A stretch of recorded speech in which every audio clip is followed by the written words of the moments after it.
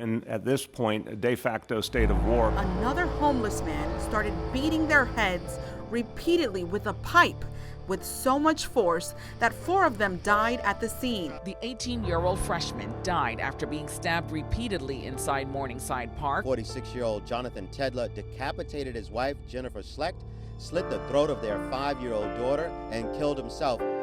He's reaching for it! The chaotic moments captured on camera, leading up to and during the deadly shooting that left NYPD detective Brian Mulkeen and suspect Antonio Williams dead. The minute the NYPD is told someone has a gun, the imperative is to make sure there is no danger to anyone. On November 15th, 17-year-old Talasha Cuffey stabbed to death near 166th Street, just blocks away from where her godbrother, 14 years old Amir Griffin, was caught in a hail of bullets at the Baisley House basketball courts when he was hit by this box truck going north. Then, as he lay on the roadway, by 2 vehicles going south. First responders found Littman unconscious and unresponsive in the lobby of his building with stab wounds to his neck and chest early Monday morning. The report found Salem was the victim of a homicide and died of asphyxiation. The victim was stabbed in the chest on East 19th Street. After police say a group of men tried not once, but twice to lure children into their SUV. It was a punch that audibly added fuel to the already chaotic melee between 2 groups of teens and a dozen cops Friday at the J Street Metrotech station. Any violence on a subway platform is especially dangerous. A cell phone video of her arrest went viral, giving new energy to a debate about policing in the subway and Governor Cuomo's priorities for the transit system. It is clear to us that the city government does not represent our interests, and it's also clear that the NYPD is a military occupation of our communities. The Army officer, the top Ukraine expert on the National Security Council, said he found comments President Trump made in a July phone call to Ukraine's president unusual and improper. The government can lie to you. You think that the councilman should resign? Yeah. She said during a subsequent encounter at a Los Angeles hotel, Weinstein raped her after she told him she was dating an actor.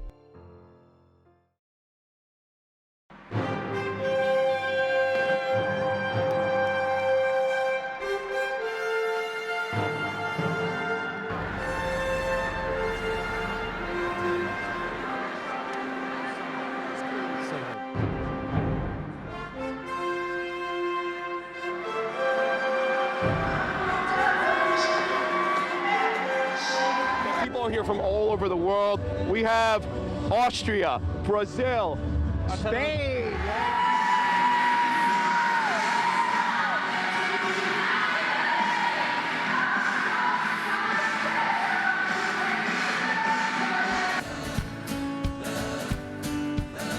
To keep you and me. All right, sing it. Hey, hey, hey, hey, living like we're 2020.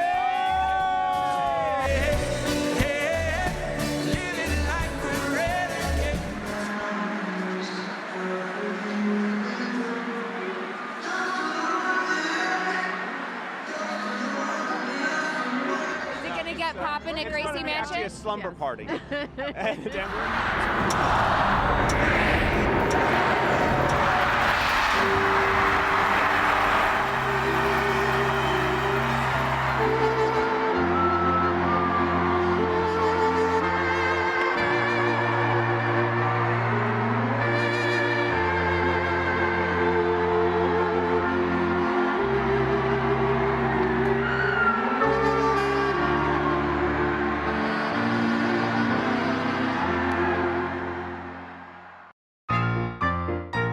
If men are from Mars and women are from Venus, where on earth are these furry friends from? At this year's New York Pet Fashion Show, the theme was sci-fi space travel.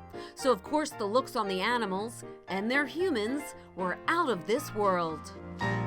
This is a very fun event. You can see this amazing dog in amazing clothes. It's a great event. Like, we get all crazy. There's a lot of us who are animal rescue people. This is Spencer, and he's a rocket ship. The show raises money for several rescue groups around the city. When it first started 17 years ago, the extra furry fashions were meant to change people's concept of strays. These days, of course, rescue animals are the first choice for many looking for a pet. But the event continues to raise awareness, funds, and the roof with its rollicking runway. The costumes this year are probably the most unique, out there, spatial, Star Trek, Stargate, and people have outdone themselves this year. It's incredible.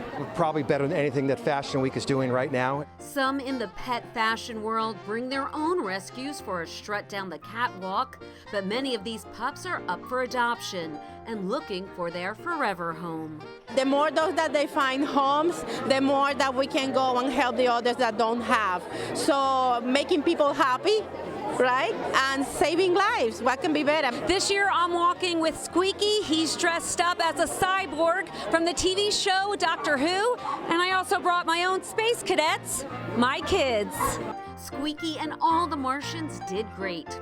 And while it's true the well-primped pooches always dominate the night, there's always an unexpected model, including a turtle and even a pig. Not up for adoption, just there for the party. In Manhattan, Stephanie Simon, New York 1.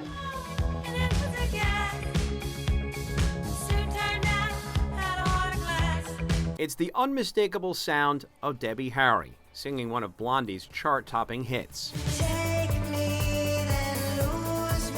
45 years after they formed as part of the New York punk rock scene, Blondie is still at it, and Debbie Harry has written this book to tell her story.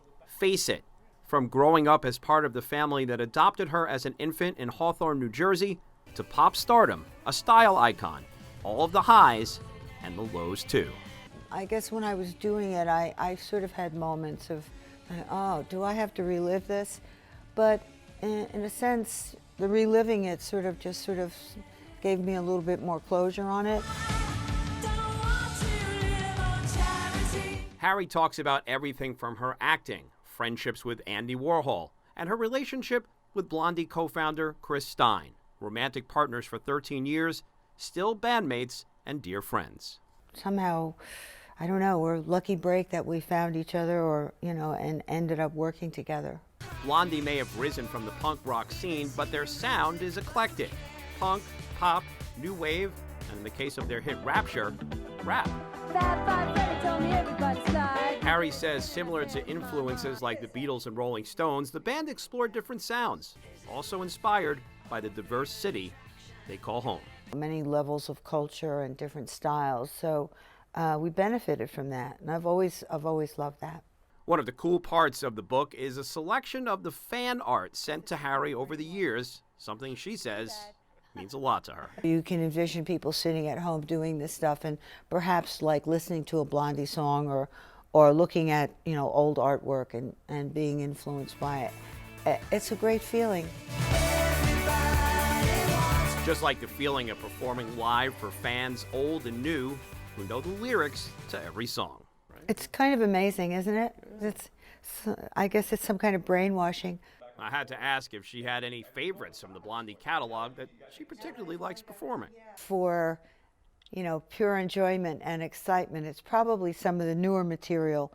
But then, on the other hand, there's a lot of sort of demand from the audience to do, like you say, one way or another, or tie to tie, something that, has been a meaningful part of their lives. The main thing readers will find out from Face It, Harry has lived quite a life, in and out of the spotlight, and there's more to come. I guess I'm not really moody, but I don't know, some days I have to really pull myself up, and just say, what are you kidding?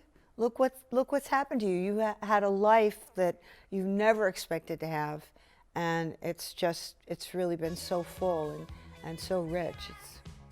It's crazy. I never expected that. And Debbie Harry says she still has more stories to tell. Roger Clark, New York 1. And now for something completely different. Okay, send it in.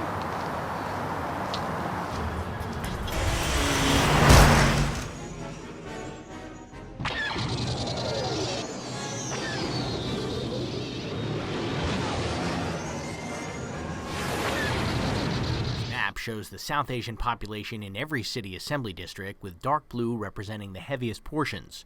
With the current lines, 4 districts have South Asian populations greater than 10%, and all of them are located in eastern Queens.